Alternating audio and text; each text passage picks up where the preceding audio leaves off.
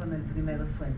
Entonces lo que uno siente es eso, que es una concentración de sabiduría hecha en 1000 versos, pero que se abre a tan infinitas interpretaciones que ella misma fue dejando planos y planos, como en palimpsesto, atrás y atrás y atrás, y uno sigue encontrando siempre nuevas y nuevas revelaciones ahí adentro. Además ella nos dice que allí puso todo lo que supo, allí puso todo lo que aprendió en su vida.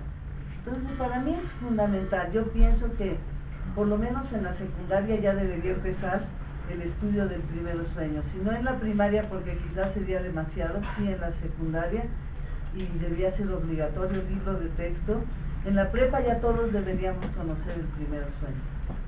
Gracias. ¿Qué ha aprendido Jesús en estos 12 años de recuperación del texto, de reapropiación o la reencarnación del texto, y cómo ha sido la respuesta de los públicos a los que lo ha presentado? Mira, de lo más diverso, yo lo que he aprendido no lo cambio por nada. Tener ya hoy el poema completo en el cerebro para mí es como tener un diamante o una joya increíble para siempre.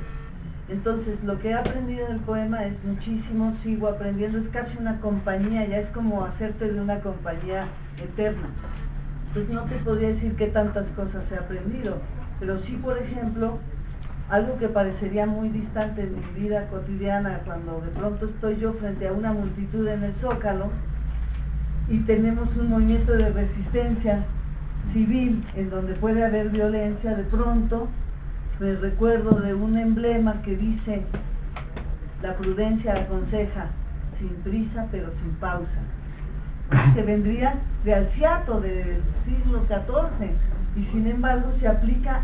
Entonces yo en el Zócalo puedo decirle a la gente: ¿saben qué? Hagamos un movimiento pacífico sin prisa pero sin pausa, y funciona. Y en este momento que México está convulsionado, puedes traer un emblema y una sabiduría de esa naturaleza, y es totalmente comprensible para nuestra cotidianidad.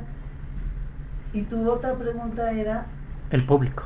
¿Cómo ha respondido? Bueno, muy diferente, porque, como te digo, la primera vez lo presentamos allí mismo, en el foro Sor Juana Inés, se llamó Funesta, y yo solamente recitaba 180 versos colgada de una cuerda, pendulando y escribiendo sobre una pared, y se construía una pirámide, porque claro, el péndulo se va achicando.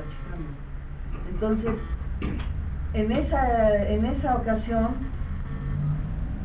la respuesta del público era muy particular, porque era toda una puesta en escena, como una pequeña ópera de cámara.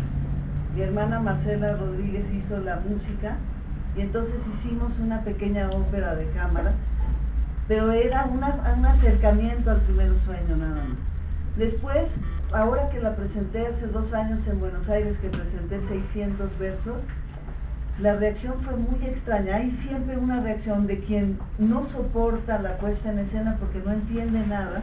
Y claro, esto debería ser como ir a un concierto. No te pones a pensar qué quiso decir Mozart con el re mayor.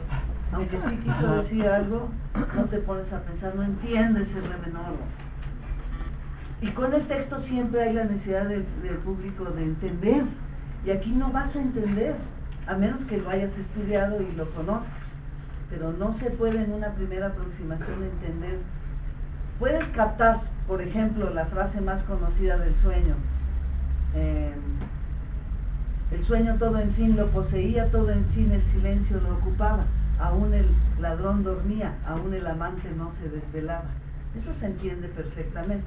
Pero si yo te digo que Ícaro ya su propio llanto lo anegó enternecido como el entendimiento aquí vencido, no menos de la inmensa muchedumbre de tanta maquinosa pesadumbre de diversas especies conglobado esférico compuesto, así está más difícil de entender, y esos fueron solo 4 líneas, así son 1000. Entonces está difícil que alguien de que se sienta de entrada lo comprenda. Entonces vamos a tener, afortunadamente, la explicación de la maestra Dolores Bravo, 15 minutos antes de la función. Nos va a dar una explicación de a qué nos vamos a enfrentar, para que el público tampoco lo reciba como una chingadera, ¿no? Porque, oye, sí, qué chingadera, te sientas ahí después de estudiar 12 años y nos avientas un texto incomprensible. Pero en realidad yo estoy confiada en que es tal la belleza, tal la perfección que construyó Sor Juana, que puede ser una experiencia muy hasta rejuvenecedora estar allí. Y bueno, yo espero estar a la altura como actriz de semejante reto. Al menos he intentado prepararme.